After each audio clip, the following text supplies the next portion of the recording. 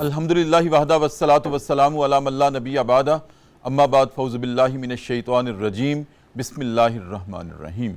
अस्सलामु अलैकुम नाज़रीन, सुबह की परनूर सातों में सादत की घड़ियों में पब्लिक न्यूज़ टीवी चैनल पर प्रोग्राम सदाए कुरान लेकर डॉक्टर मोहम्मद ताहिर मुस्तफ़ा आपकी खिदमत में हाजिर। नाज़रीन, आज हमारा सबक है कुरान करीम का छठा पारा है, सूरह अल-माइदा है और आयत नंबर 70 से लेकर 76 तक के मज़ामीन हमारी गुफ्तगू का मौजू होंगे। तो आइए नाज़रीन, सबसे पहले आज के सबक की हम तिलावत समाअत करते हैं इमाम हरमैन शरीफैन क़ारी अब्दुर्रहमान अस्सुदैस की आवाज़ में। बिस्मिल्लाहिर्रहमानिर्रहीम। हमने बनी इसराइल से पुख्ता अहद लिया था, फिर उनकी तरफ अपने बहुत से रसूल भेजे थे, मगर जब कभी हमारा कोई रसूल उनके पास उनकी ख्वाहिशात नफ्स के ख़िलाफ़ कुछ लेकर आया तो किसी को उन्होंने झुटला दिया और किसी को कत्ल कर दिया, और फिर ख़ुद ही ये अंदाज़े भी लगाते रहे कि ये कौन सा कोई फितने की बात है, इसलिए अंधे और बहरे बन गए। फिर अल्लाह ने उन्हें माफ़ कर दिया। तो उनमें से इसके बावजूद कुछ मज़ीद लोग अंधे और बहरे बनते चले गए। अल्लाह उनके ये सब करतूत देखता रहा था। यकीनन कुफ़र किया उन लोगों ने जिन्होंने कहा अल्लाह मसीह इब्ने मरियम ही है, हालांकि मसीह ने कहा था ए बनी इसराइल, तुम अल्लाह की ही इबादत और बंदगी करो, जो मेरा भी रब है और तुम्हारा भी। जिसने अल्लाह के साथ किसी को शरीक ठहराया उस पर अल्लाह ने जन्नत हराम कर दी और उसका ठिकाना जहन्नुम होगा, और ऐसे ज़ालिमों का कोई मददगार नहीं होगा। यकीनन कुफ़र किया उन लोगों ने जिन्होंने कहा कि अल्लाह तीन में से एक है, हालांकि इलाह तो बस एक ही अल्लाह वाहिद है।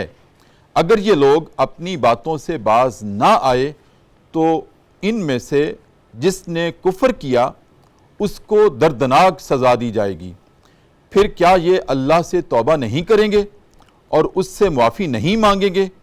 अल्लाह बहुत दरगुज़र करने वाला है और रहम करने वाला है।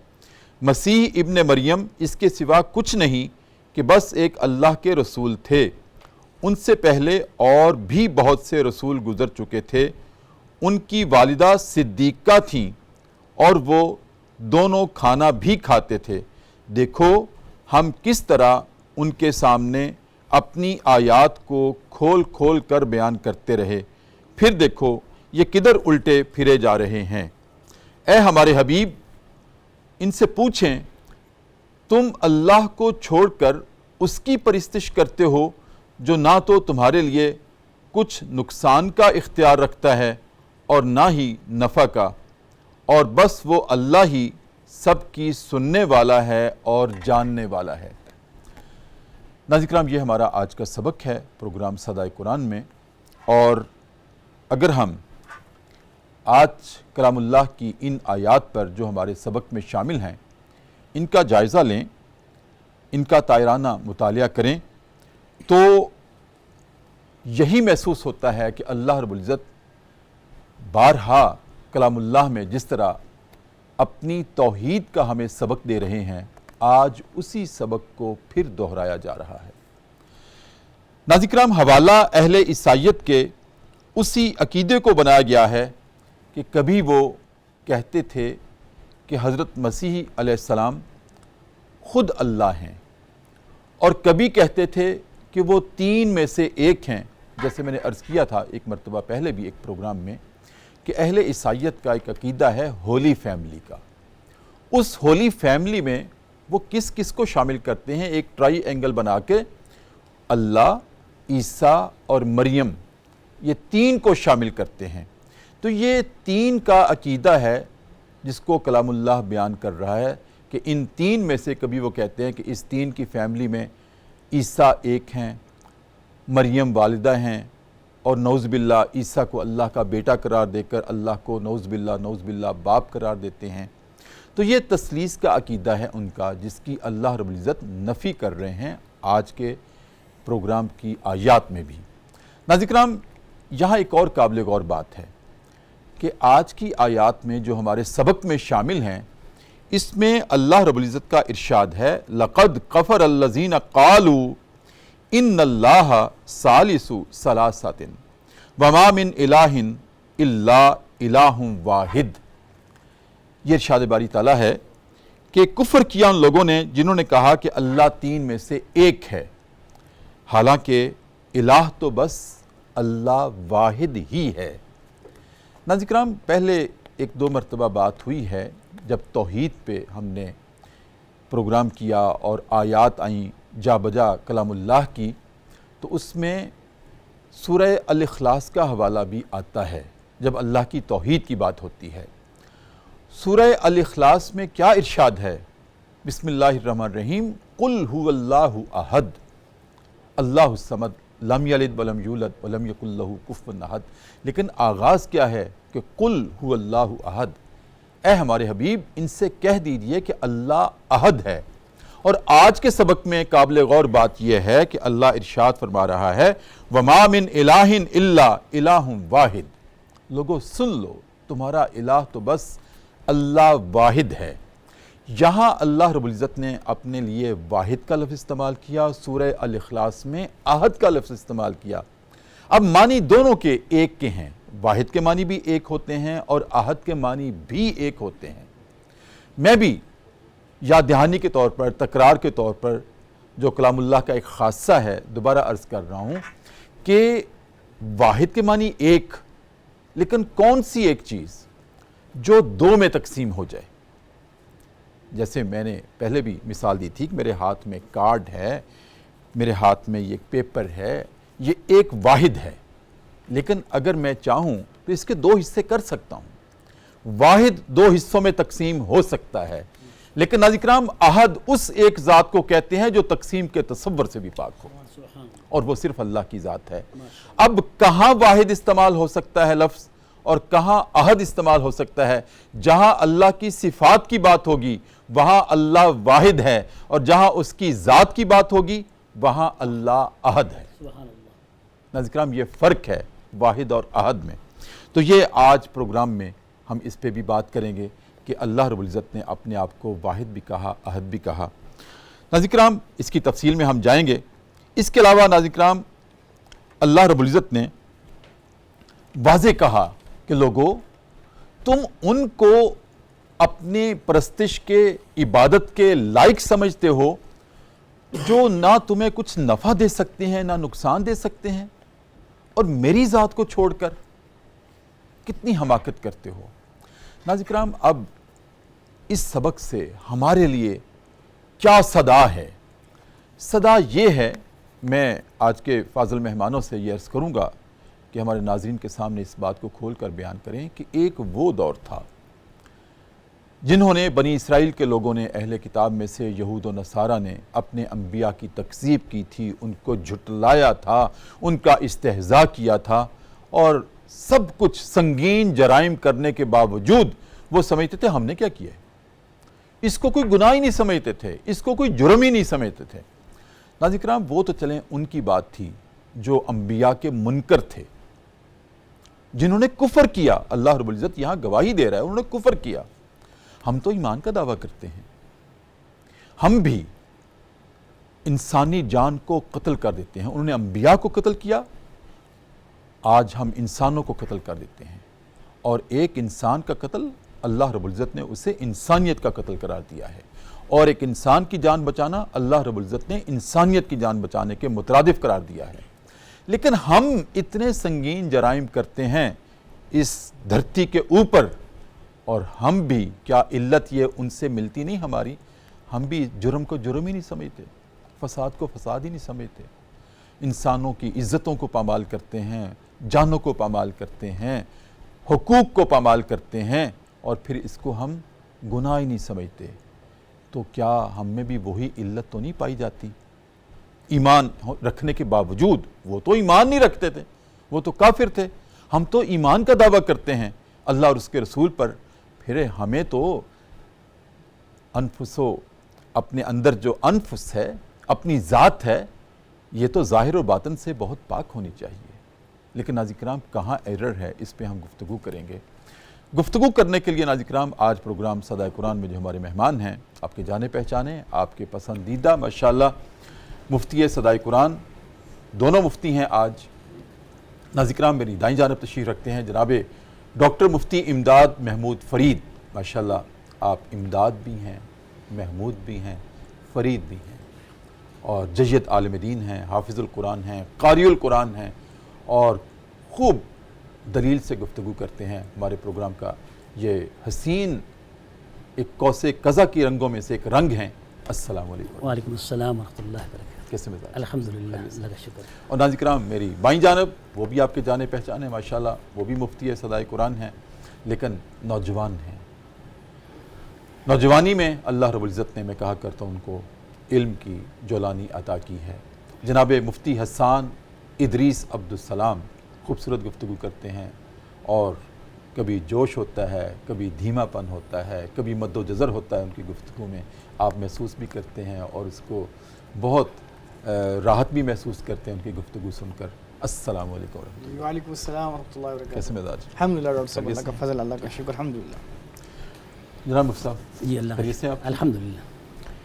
مقدمہ آپ کے سامنے رکھا پروگرام کا، آج کے سبق کا، الحمدللہ رب العالمین۔ بس یہ چھٹے پارے کا اختتام ہو رہا ہے، اگلے پروگرام میں انشاءاللہ اختتام کرتے ہیں۔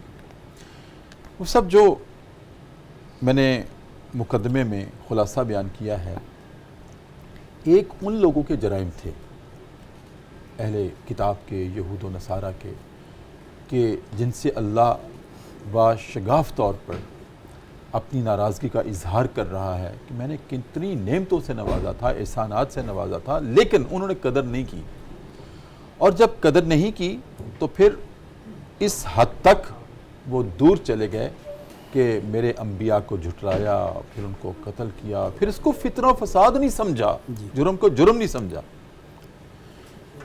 ان کا جرم تو بہت سنگین تھا۔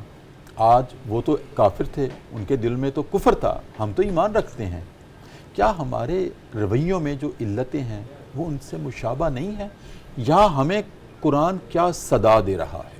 بسم اللہ الرحمن الرحیم، الحمدللہ رب العالمین والعاقبۃ للمتقین والصلاة والسلام علی سید الانبیاء والمرسلین نبینا محمد خاتم النبیین ورؤوف الرحیم وعلی آلہ واصحابہ وبارک وسلم تسلیما کثیرا، اما بعد فاعوذ باللہ من الشیطان الرجیم، بسم اللہ الرحمن الرحیم۔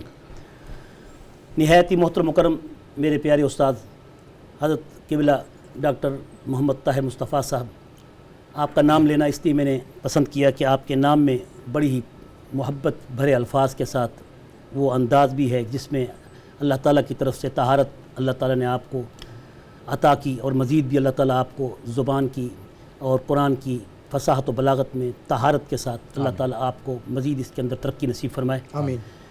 سامعین کرام اور ناظرین کرام، نبی کریم صلی اللہ علیہ وسلم کی حدیث مبارک جس میں آپ صلی اللہ علیہ وسلم نے برائیوں کے متعلق بڑا ہی خوبصورت ایک یعنی کہ اصول اور ضوابط کے اعتبار سے ایک نشاندہی کرتے ہوئے ایمان کی جانچ پڑتال کا ایک ذریعہ بنایا۔ آپ صلی اللہ علیہ وسلم کا فرمان مبارک ہے، من رأى منکم منکرا فلیغیرہ بیدہ فإن لم یستطع فبلسانہ فإن لم یستطع فبقلبہ وذلک اضعف الایمان۔ یہی وہ تمہید تھی جو آپ کے سوال کے اندر پیش کی گئی اور پوچھی گئی کہ آپ نے احد اور واحد کے بھی حسین امتزاج کے ساتھ بڑی خوبصورت تشریح کی کہ جس میں آپ نے واحد کو اللہ کی صفات کے ساتھ جوڑا اور احد کو اللہ کی ذات کے ساتھ جوڑا۔ یہی وہ تثلیث کے نظریے کا ابطال بھی ہے کہ جس میں آگے تثلیث کے بارے میں تفصیل آگے آئے گی، کہ جس میں وہ ذات پروردگار کو، پھر صفات پروردگار کو، اور صفات پروردگار میں اللہ کے علم کو، اور صفات پروردگار میں اللہ تعالیٰ نے جو دنیا میں حیات رکھی ہے اس کو اقانیم ثلاثہ کے ساتھ پیش کرتے تھے۔ بہرحال آپ نے بڑے ہی خوبصورت انداز کے ساتھ امت کو ایک آسان لفظوں میں توحید کا وہ کانسیپٹ دیا ہے جس کانسیپٹ کو آپ صلی اللہ علیہ وسلم نے اپنی 23 سالہ جو دعوت اور تبلیغ اور توحید تھی اس کے اندر پیش کیا ہے۔ اس کا خلاصہ آپ نے پیش کیا کہ واحد کہ جس کا پارٹ ہو سکے اور احد کہ جس کا پاٹ بھی نہ ہو سکے۔ علماء میں بہت سے علماء کرام جو اللہ تعالیٰ نے انہیں الہام اور انشراح بخشا ہے، تو اسی طرح انہوں نے قاموس کی یعنی کہ لغات کی کتابوں سے اس کو دیکھ کر اس کی وضاحت یوں بھی کی ہے کہ احد وہ ہے، واحد وہ ہے، واحد سے پہلے کوئی ہو سکتا ہے یعنی صفر، اور واحد کے بعد بھی کوئی ہو سکتا ہے جیسے اثنین، ثلاثہ، اربع، خمسہ، ستہ، سبع، ثمانیہ اور تسع اور عشرہ۔ تو اسی طرح یہ ایک چلتا و سستا آگے چل سکتا ہے واحد سے۔ لیکن آپ نے اللہ تعالیٰ کی صفات کے اندر اس لفظ کو بڑا خوبصورت طریقے سے پیش کیا کہ اللہ کی صفات تو بہت ساری ہیں، جی اللہ کا نام ذات کا ایک ہے اللہ، اور وہ اپنی ذات کے اعتبار سے نام میں بھی اللہ نے آج تک کسی کو یہ جرت نہیں دی کہ وہ اللہ کے نام میں کوئی بت پرست کسی بت کو اللہ کا نام دے۔ یہ وہ ذات پروردگار ہے کہ جس کے نام کے اندر بھی کوئی شریک نہیں، جو احد کی اس تشریح سے بڑا واضح ہوتا ہے کہ جس کو علماء جو لغہ ہیں انہوں نے اس کو اس طریقے سے پیش کیا ہے کہ قاموس کے اندر یعنی کہ لغات کے اندر عربی کی ڈکشنری میں احد اسے کہتے ہیں جس سے نہ پہلے کوئی ہو اور نہ جس کے بعد کوئی ہو۔ جیسے کہ آپ نے فرمایا واحد وہ ہوتا ہے جس کو پارٹ کیا جا سکے، جس کو ڈسٹریبیوٹ کیا جا سکے، جس کے فیکٹر بن سکیں، لیکن احد وہ ہے جس کا فیکٹر ہی نہ ہو سکے، اس تصور سے بھی پاک۔ اسی لیے اللہ تعالیٰ کے 99 نام سے بند نہیں ہیں، اللہ تعالیٰ کے ہزاروں نام ہیں، اور اسی طرح اللہ کا ایک واحد نام ذاتی ہے جس کو اللہ کہتے ہیں، اللہ الصمد، اور اللہ نے اس کے ساتھ صمد کا لفظ لکھا ہے اور بتایا ہے کہ یہ وہ نام ذاتی ہے کہ جس کی ذات کے نام میں بھی کوئی شریک نہیں ہو سکتا۔ صحیح۔ حالانکہ بت پرستوں نے، مشرکین نے کئی دیوتاؤں کے، کئی اپنے خداؤں کے کئی نام بنا رکھے تھے، ان میں کسی کو وہ داتا بھی کہتے تھے، کسی کو وہ دینے والا بھی کہتے تھے، کسی کو وہ بیٹا دینے والا بھی کہتے تھے، بیٹی دینے والا بھی کہتے تھے، کسی کو وہ سفر کے لیے رکھا ہوتا تھا، کسی کو انہوں نے جو ہے رزق کے لیے رکھا ہوتا تھا۔ لیکن یہ سارے صفاتی نام اگرچہ کسی نہ کسی طور پر کسی نہ کسی طریقے سے بت پرستوں نے اپنے بتوں کے نام میں جوڑ رکھے تھے، لیکن اللہ کے نام کو ان کو جرت نہیں ہو سکی، آج تک نہیں بلکہ قیامت تک یہ جرت نہیں ہو سکے گی، کیونکہ اللہ کی ذات وحدہ لا شریک ہے، اس کی ذات میں جیسے کوئی شریک نہیں، اس کے نام میں بھی کوئی شریک نہیں۔ بالکل ٹھیک۔ اور یہی وہ ایک ایسی صورت جس میں آپ نے فرمایا کہ اللہ تعالیٰ کی وحدانیت کا جب اقرار کیا جاتا ہے اور اس کے عہد ہونے کو مانا جاتا ہے، تو پھر اس کی اس تعلیمات سے انحراف کیوں کیا جاتا ہے اور ان کے پیغمبروں کی اس تعلیمات سے کیوں روگردانی کی جاتی ہے کہ آج ہم نے گناہ کو گناہ ہی نہیں سمجھا۔ یہ وہ کیفیت جو کہ آپ نے ان کے بارے میں کہی کہ جو یہود اور نصارہ تھے انہوں نے بھی ایسے ہی اپنی طرف سے ایسی باتیں گھڑ لیں اور انہوں نے پھر ایسے گناہ کیے کہ جن گناہوں کو کرنے کے بعد وہ کہتے تھے یہ گناہ ہے ہی نہیں سرے سے، اور آج بھی مسلمانوں کی وہی روش ہوتی جا رہی ہے۔ اس کی وجہ بھی یہ ہے کہ آج علماء نے ان کو قدغن کرنا چھوڑ دیا ہے، اور یہ بہت بڑی خاموشی ہمارے لیے بہت بڑا المیہ ہے۔ اس پہ مفتی صاحب میں آپ سے مزید رائے لوں گا ابھی، جی میں ذرا مفتی صاحب کو شریک کر لوں، لیکن ابھی یہ تشنا ہے میں آپ سے مزید۔ جی مفتی صاحب کیا اسی تناظر میں آپ فرمائیں گے؟ جی بہت شکریہ ڈاکٹر صاحب آپ کا، آپ کے اس پروگرام کا۔ سب سے پہلے تو میں آپ کا، آپ کی پوری ٹیم کا، آپ کے پروڈیوسر صاحب، کیمرہ مین اور جتنے بھی ہمارے جو یہ ورکر ہیں، سب کا دل و جان سے شکریہ ادا کرنا چاہتا ہوں جنہوں نے یہ خوبصورت پروگرام جو ہے منعقد کیا۔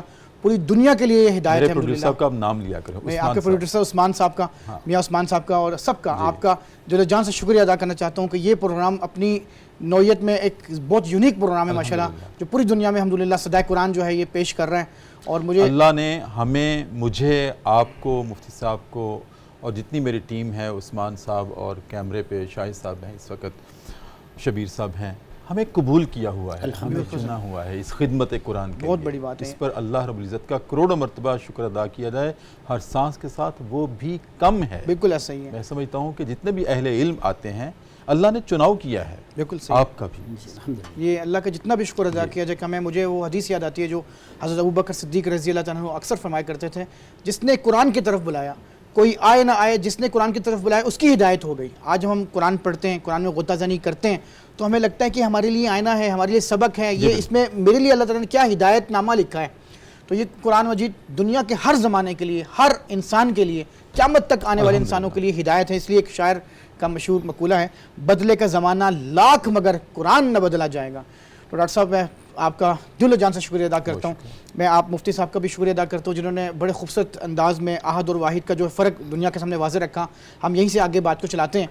ڈاکٹر صاحب یہ جو اس میں جو آیت ہم جو سورہ مائدہ کی پڑھ رہے ہیں جہاں سے شروع ہوتی ہے, اس میں بنیادی طور پر اللہ تعالیٰ نے کہا ہے کہ ہم نے ان سے جو عہد لیا.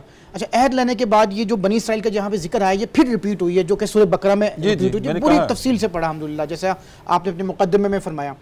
تو یہاں پر اللہ تعالیٰ نے جو ہے ان کے حوالے سے یہاں پر ان کا ایک سمجھے گا سٹائل, ان کا طریقہ کار ذکر کیا ہے کہ جب وہ گناہ کرتے تھے, گناہ میں کیا کرتے تھے, نبیوں کو ناحق قتل کرتے تھے تو ان پر عذاب نہیں آتا تھا.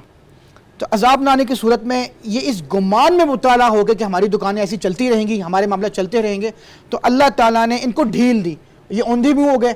جب ڈھیل دی تو ڈھیل دینے کے بعد ظاہری بات ہے نہ ان کو حق سنے دیتا نہ دکھائی دیتا, تو پھر اللہ تعالیٰ نے ان کی طرف متوجہ ہوا. وہ کیا ہوا کہ اللہ تعالیٰ نے پھر نبی بھیج دیے. انہوں نے کیا کیا کہ نبیوں کو جب ناحق قتل کیا, قتل کرنے کے بعد گناہ کو گناہ نہیں سمجھا, گناہ کو گناہ نہیں سمجھا, اور یہ اس سے بڑی اللہ کی طرف سے جو ہے نا ان پہ لعنت برسائی گئی.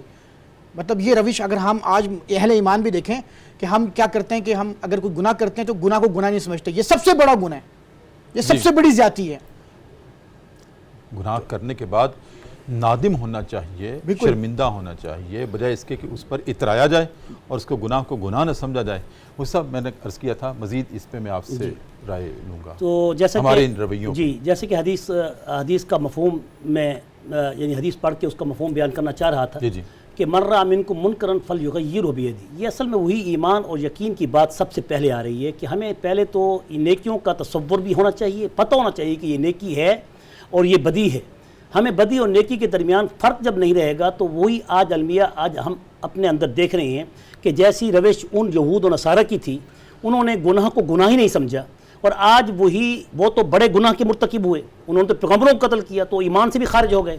لیکن آج ہم ان کے مقابلے میں اپنے نبیوں کے اوپر کلمہ, اپنے نبی پر کلمہ پڑھتے ہوئے ہم نے کس حد تک ان کی اطاعت کی ہوئی ہے, اور پھر کس حد تک ہم نے اپنے اعمال میں ایسی ایجادات اور بدعات کو فروغ دیا ہوا ہے کہ جس کو آج گناہ تصور کرنا ہی ہمارے ذہن و خیال سے نکل گیا ہے. قرآن یہ کہتا ہے قُلْ هَلْ أُنَبِّئُكُمْ بِالْأَخْسَرِينَ أَعْمَالًا الَّذِينَ ضَلَّ سَعْيُهُمْ فِي الْحَيَاةِ الدُّنْيَا وَهُمْ يَحْسَبُونَ أَنَّهُمْ يُحْسِنُونَ صُنْعًا. آج ہماری وہی روش نہیں ہو گئی کہ ہم نے گناہوں کو نیکی بنا کر پیش کر دیے ہیں. بہت سے ایسے اعمال ہیں جو بدعات میں ہم نے ان گناہوں کو ہم نے نیکی بنا دیے ہیں, اور پھر جب ان کو سمجھایا جاتا ہے, بتایا جاتا ہے, تو اس کے اوپر جو نا ریئیکشن ہوتا ہے, اور پھر ان علماء کو پھر وہ اپنے اسٹیجوں پہ نہیں بلاتے. آج یہ حالت اس لیے بن رہی ہے کہ علماء کرام میں مقتدر شخصیات, ہماری بڑی شخصیات, وہ اس معاملے میں انہوں نے یا تو اپنے آپ کو میڈیا پہ آنے سے دور رکھا ہوا ہے, یا پھر وہ منظر عام پہ نہیں آتے, وہ گوشہ نشین ہو چکے ہیں. یہ ان کا اپنا تقوی ہے بے شک, لیکن آج اس تقوی کو ان کو ہر حال میں ان علماء کو جن کی امت کے اندر کوئی دسترس ہے, لوگ ان کی بات سنتے ہیں, جی بالکل, تو ان کو آ کر یہ بتانا چاہیے. اب دیکھیں حدیث شریف کے الفاظ ہیں, نبی کریم صلی اللہ علیہ وسلم کا فرمان مبارک ہے, ابو بکر صدیق رضی اللہ تعالیٰ عنہ اس کے راوی ہیں.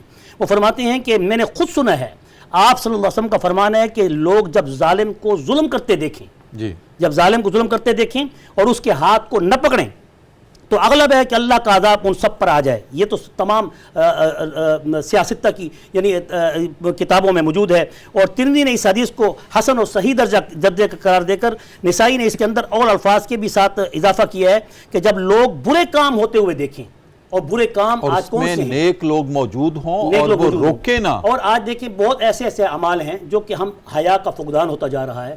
یونیورسٹیوں میں, کالجوں میں, اسکولوں میں, آج تو مدارس میں, مدارس تو کیا مساجد میں, مساجد تو کیا حرم مدینہ میں, حرم مکہ میں, اللہ کے گھر کے اندر بھی بے حیائی عروج پر, یعنی اس طرح الفاظ کہتے ہوئے شرم آ رہی ہے کہ جس میں اللہ کے پاک پیغمبر صلی اللہ علیہ وسلم نے عورت کے سر پر دوپٹہ رکھا ہے, اور آج اس کو بالکل ہی معمولی گناہ سمجھ کر اس کو بالکل اس کی طرف توجہ ہی نہیں کی جاتی, اور کہتے ہیں کہ یہ کوئی بڑا گناہ نہیں ہے.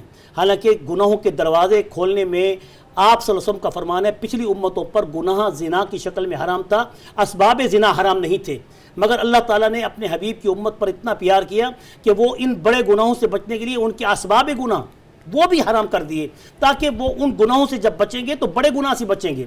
اس لیے چھوٹی نیکی کو چھوڑنے سے بڑی نیکی چھوٹ جاتی ہے, اور چھوٹے گناہ کو کرنے سے بڑے گناہ تک پہنچ جاتا ہے. آپ کی جیسے ایک وقفہ لے لوں.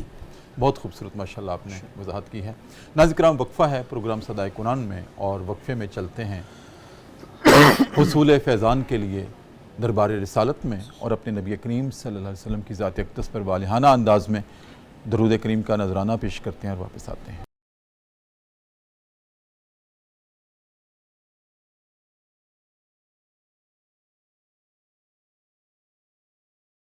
وقفے کے بعد ناظرین کرام دوبارہ آپ کی خدمت میں حاضر ہیں. صبح کی پرنور سے آتے ہیں. Public news T V channel ہے. ہمارا پروگرام ہے صدائے قرآن اور الحمدللہ رب العالمین آج ہمارا سفر پہنچا ہے. قرآن کریم کا چھٹا پارہ ہے, اپنے اختتام کی طرف گامزن ہے. سورہ مائدہ ہے اور آیت نمبر 70 سے لے کر 76 تک کے مضامین ہماری گفتگو کا موضوع ہیں. اور اس میں ناظرین کرام اللہ رب العزت نے نفی کی ہے اس عقیدے کی جو اہل عیسائیت کا تھا اور ہے. کہیں تثلیث کے عقیدے کو بنیاد بنا کر کہتے ہیں کہ مسیح علیہ السلام 3 میں سے ایک ہیں, کبھی انہی کو خدا کہہ دیتے تھے. مفتی صاحب یہ بہت بڑا شرک ہے. جی جو 3 بڑے گناہ ہیں کفر, شرک اور بدعت, جی ان میں سے ایک ہے. اور ان تینوں میں سے بھی ایسا گناہ ہے جس کے بارے میں اللہ رب العزت نے باشگاف یہ اعلان کیا ہے کہ جو شرک کرے گا باقی گناہوں کو ہو سکتا ہے میں اپنی شان کریمی سے معاف کر دوں. جی احتساب بھی ہو سکتا ہے, مواخذہ بھی ہو سکتا ہے جی. اور معافی بھی مل سکتی ہے, جی. لیکن شرک جس کی ذات میں پایا گیا اس کی معافی نہیں ہے. نہیں. اللہ کے اس اعلان کے مطابق کیا اس سے ہم یہ مطلب لے سکتے ہیں کہ مشرک, ایک تو مشرک وہ جو بتوں کی پوجا کرتے ہیں, ایک مشرک وہ جو ستاروں کی پوجا کرتے تھے, ایک مشرک وہ جو آگ کی پوجا کرتے ہیں, ایک مشرک وہ جو کہ ستارہ پرست ہیں. اچھا, ایک وہ شرک جو کہ ہم اہل ایمان ہونے کے باوجود ہماری ذات میں پایا جاتا ہے. مثال کے طور پر اللہ کی جو صفات ہیں, اللہ کی ذات میں توحید, صفات میں توحید, ہم اس میں کبھی جانتے ہوئے کبھی نہ جانتے ہوئے, کبھی سہون کبھی جان بوجھ کر ہم اس میں تجاوز کر جاتے ہیں. جو مانگنا اللہ سے ہے وہ ہم غیر اللہ سے بھی مانگتے ہیں. اب یہ شرک جو ہے جو ہماری زندگی میں بھی پایا جاتا ہے, عام لوگوں کی بھی, کیا اتنا سا شرک بھی انسان کو جنت سے مستقل طور پر محروم کر سکتا ہے؟ بسم اللہ الرحمن یہ الرحیم. بڑا اہم سوال ہے. بڑی اہم بات ہے اور بڑا ہی اس وقت امت کے اندر اس فتنے کا جو امت آج دن بدن جی اس کا شکار ہوتی جا رہی ہے, اس پر امت کو آگاہی کرنا بہت ضروری ہے. جی کیونکہ ایمان بنیاد ہے. اگر ایمان مضبوط نہیں, توحید پر نہیں, تو اعمال کی عمارت اس پر کھڑی نہیں ہو سکتی, صحیح, وہ دڑام گر جائے گی. ان اللہ لا یغفر ان یشرک به ویغفر ما دون ذلک لمن یشاء, جیسے آپ نے فرمایا اس کی آیت کی تشریح یہ ہے, آیت یہ ہے. تو اللہ تعالیٰ کی ذات میں, اللہ تعالیٰ کی صفات میں, اللہ تعالیٰ کی عبادت میں, اللہ تعالیٰ کے تصرفات میں, یہ 4 چیزیں توحید کی پلرز ہیں. پلرز ہیں. جی, اور ان میں بڑی واضح طور پہ اللہ تعالیٰ, بڑے واضح طور پہ اللہ تعالیٰ نے ان تمام جو ادیان باطلہ میں جو حالانکہ دین حق تھے, دین حق ہونے کے باوجود اس کے اندر جو غلوب کر گئے, آگے آیات آئیں گی, تو انہوں نے اس طرح کے عقیدے بنائے کہ جس سے توحید کے اندر کہیں ذات کے ساتھ شرک پایا جاتا تھا, کہیں صفات میں شرک پایا جاتا تھا, کہیں عبادت میں شرک پایا جاتا تھا, کہیں اللہ تعالیٰ کی طاقت اور قوت میں شرک پایا جاتا تھا. تو اللہ تعالیٰ نے ان تمام کی نفی کی. یہی تو وہ بات ہے کہ ہم جب کلمہ پڑھتے ہیں لا الہ, لا کی ایسی لفظ کی یعنی انتہا اس کی ہے ہی نہیں, ہر چیز میں نفی ہے, کہ پہلے نفی ہے پھر اس بات ہے. لا کر کے ہر چیز کا انکار پہلے ثابت کرنا ہوگا کہ کچھ نہیں ہے, کچھ نہیں ہے, کوئی ذرہ بھی اس کی مرضی کے بغیر حرکت نہیں کر سکتا. الا اللہ, ایک اللہ کی ذات ہے. پھر یہ اس بات ہے, نفی پہلے ہے, اس بات بعد میں ہے.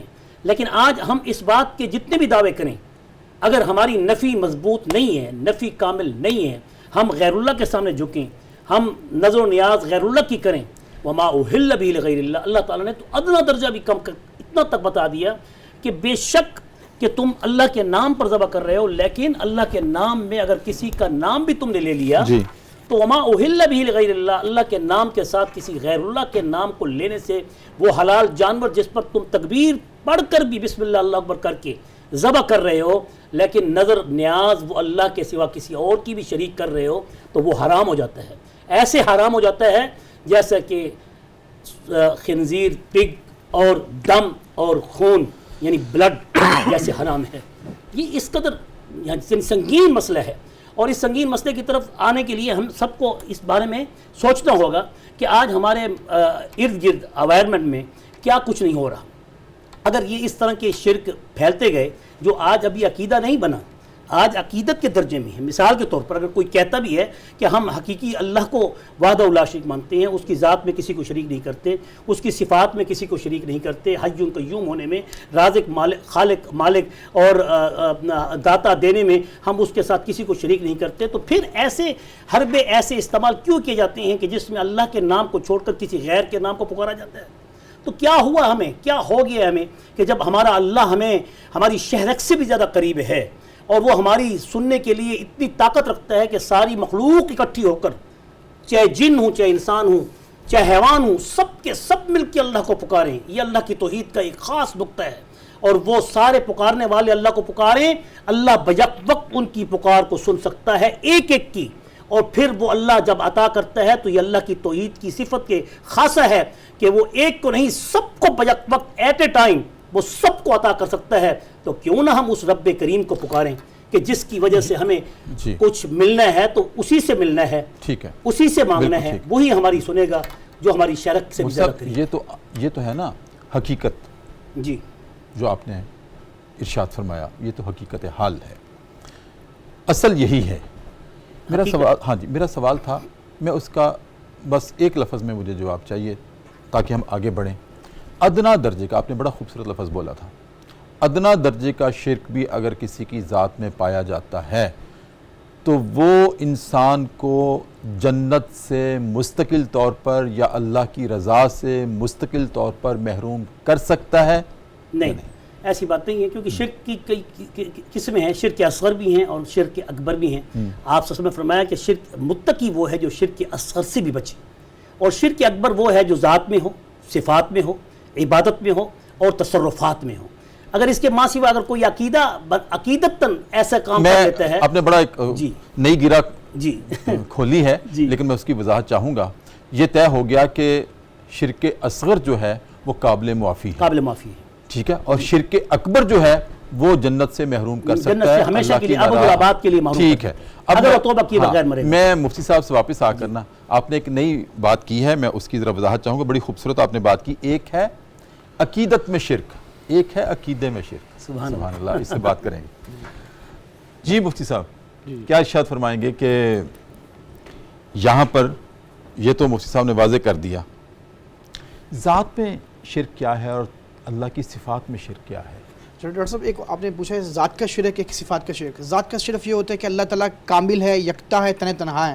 اللہ کی اس ذات کے اندر آپ کسی کو شریک بنائیں، جیسے کوئی اللہ کا بیٹا بنا دیں، جیسے اللہ کی کوئی بیٹیاں بنا دیں، یعنی کہ اللہ کے تصرف میں کسی کو آپ جو ہے وہ آپ کھڑا لا کے کھڑا کر دیں. قرآن مجید میں تو اس کی نفی کی گئی ہے، جیسے لم یلد ولم یولد، نہ اس کو کسی نے جنا، نہ وہ کسی سے جنا گیا.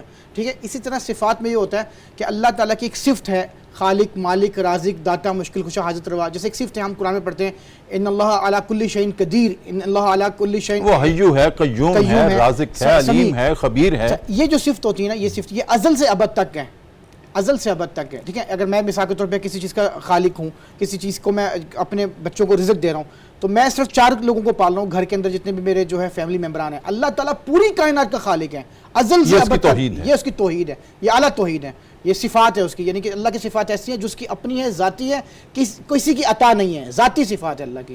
اور یہ اس میں ازل سے پرفیکشن ہے، اس میں مکمل اس میں لامحدودیت ہے. بالکل اس میں پرفیکشن ہے. بالکل ٹھیک ہے.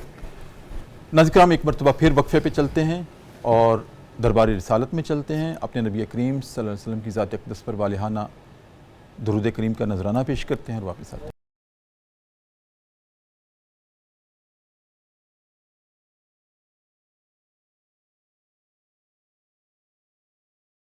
وقفے کے بعد ناظرین کرام دوبارہ آپ کی خدمت میں حاضر ہیں۔ صبح کی پرنور ساتیں ہیں، public news T V channel ہے، ہمارا پروگرام ہے صدائے قرآن، اور آج ہمارا سبق ہے قرآن کریم کا چھٹا پارہ ہے اور سورہ المائدہ کی آیت نمبر 70 سے 76 تک کے مضامین ہماری گفتگو کا موضوع ہیں۔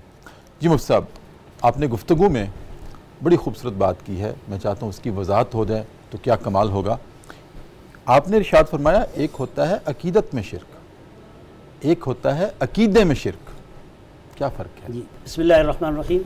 عقیدت اور عقیدے میں فرق یہ ہے کہ اللہ تعالیٰ کے پاک پیغمبر صلی اللہ علیہ وسلم کی بھی حدیث مبارک ہے کہ لا یؤمن احدکم حتی اکون احب الیہ من والدہ وولدہ والناس اجمعین، کہ تم میں سے اس وقت تک ایمان، جیسے انگلش میں فیتھ کہتے ہیں اور عربی میں اس کو ایمان کہتے ہیں، لا یؤمن احدکم، تم میں سے اس وقت تک اس کا ایمان، اس کا عقیدہ، اس کا فیتھ مکمل ہی نہیں ہو سکتا جب تک کہ اس کو اپنے ماں باپ سے، اپنی اولاد سے، اور یہاں تک کہ حتی اکون ہواء تبعا لما جئت بہ، جو میں محمد صلی اللہ علیہ وسلم فرامین لے کے، شریعت لے کے، جو احکام لے کے آیا ہوں، اس سے اس کی ساری خواہشات اس کے میری تابع نہ ہو جائیں، اس وقت تک وہ ایمان یا عقیدہ اس کا کامل نہیں ہو سکتا۔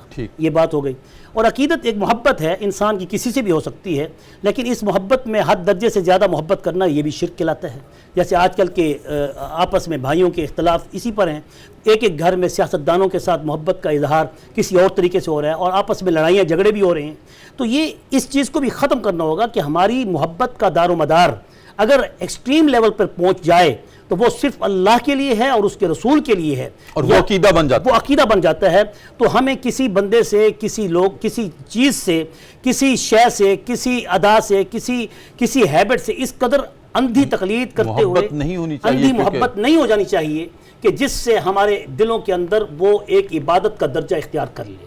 یہی وجہ ہے کہ علماء نے لکھا ہے کہ عقیدہ جو ہے وہ عبادت کے درجے میں ہوتا ہے، اور عبادت جو ہوتی ہے وہ اللہ تعالیٰ کی ہے، اور سب سے زیادہ عزت بھی اللہ کی مفتی صاحب کہہ سکتے ہیں، سب سے زیادہ عزت ہم اس کو یوں بھی کہہ سکتے ہیں کہ عبادت جو ہے جی وہ عقیدے کے ماتحت ہے، عقیدے کے ماتحت ہے، بالکل ایسی ہے، کیونکہ عبادت کا جو فیکٹر ہے وہ انسان کے جھکنے سے ہے، انسان کے سجدے سے ہے، انسان کے رکوع سے ہے۔ تو اعلیٰ درجے کی جس چیز کی عبادت کی جاتی ہے وہ عقیدہ ہے، اس لیے اعلیٰ درجے کی، اور جہاں محبت کی جاتی ہے وہ عقیدت ہے۔ عقائد نصفیہ میں اور اس طرح عقیدوں کی کتاب میں جو مذہب اسلام میں جو ایک مستند کتابیں ہیں، ان میں بڑا واضح طور پہ انہوں نے یہ دو لفظوں میں بات کو ختم کیا ہے کہ سب سے حد درجے کی عزت اور اکرام اور احترام اور تعظیم صرف اللہ کے لیے ہے، اور حد درجے کی جو جھکنا ہے، انکساری ہے، عاجزی ہے، وہ بھی صرف ایک اللہ کے لیے ہے۔ اس لیے کسی مخلوق کے سامنے اس قدر بھی انکساری، لجاجت کا ظاہری طور پہ ایسا انداز بھی نہیں ہونا چاہیے کہ جس سے اس کے عقیدے کے اندر خلل آئے، اور یہ عقیدہ توحید کے اندر خلل آئے، یا عقیدہ ختم نبوت کے اندر خلل آئے، یا عقیدہ آخرت کے اندر خلل آئے۔ بہت شکریہ مفتی صاحب، بہت خوبصورت انداز آپ نے وضاحت کی ہے۔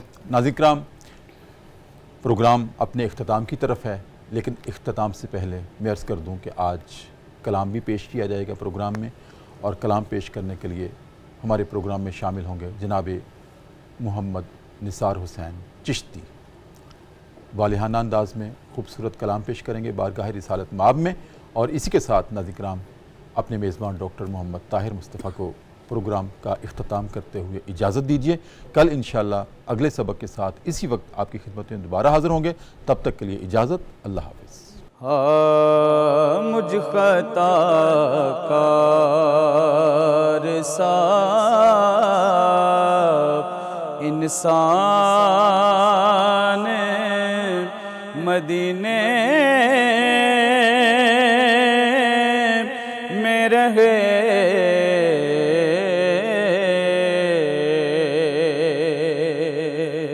بن کے سرکار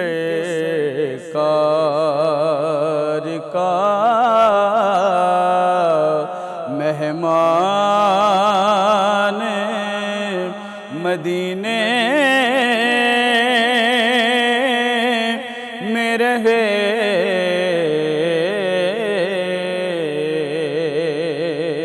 مجھے خطا کار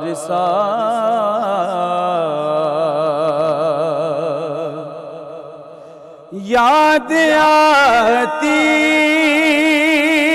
ہے مجھے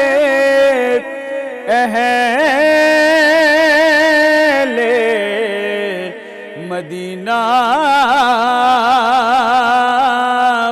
کی وہ بات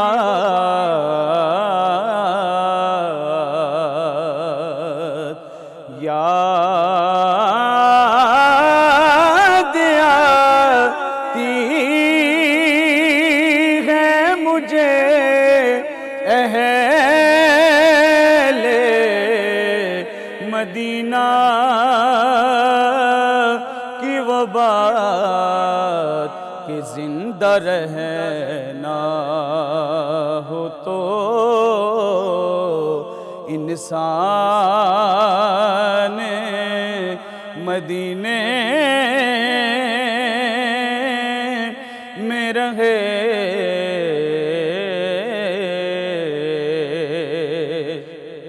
مجھے خطا کار سا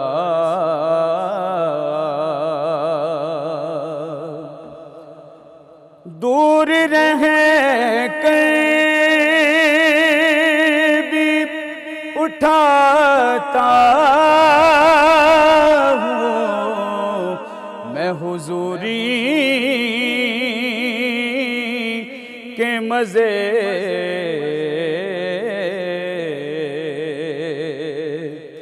ڈاکٹر صاحب مجھے 2018 میں مدینہ شریف کی حاضری ہوئی، لیکن وہ جب بھی نعت پڑھتا ہوں سامنے حضور کا روضہ آتا ہے تو پھر یہ شعر آپ سنیں اور یاد دور رہ کر بھی اٹھاتا ہوں میں حضوری کے مزے۔ میں یہاں اور میری جان مدینے میں رہے۔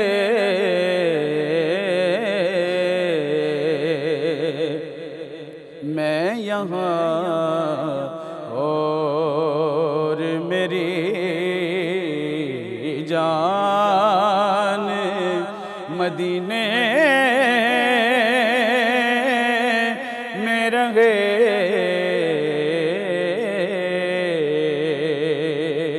مجھے خطا کار سا انسان مدینے میں رہے۔ اور یوں ادا کرتے ہیں عاشق محبت کی نماز،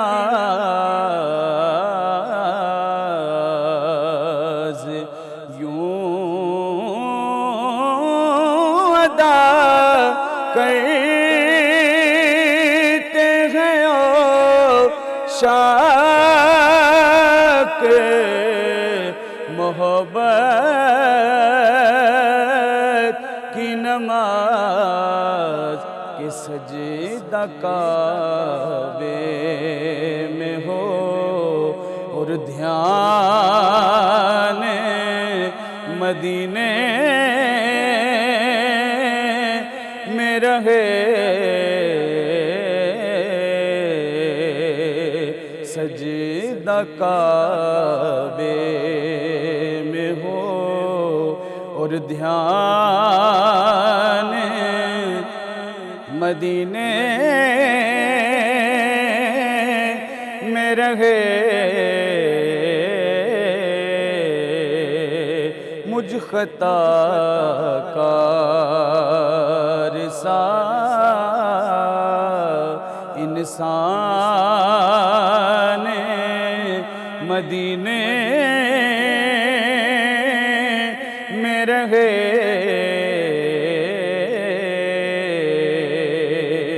بن کے سر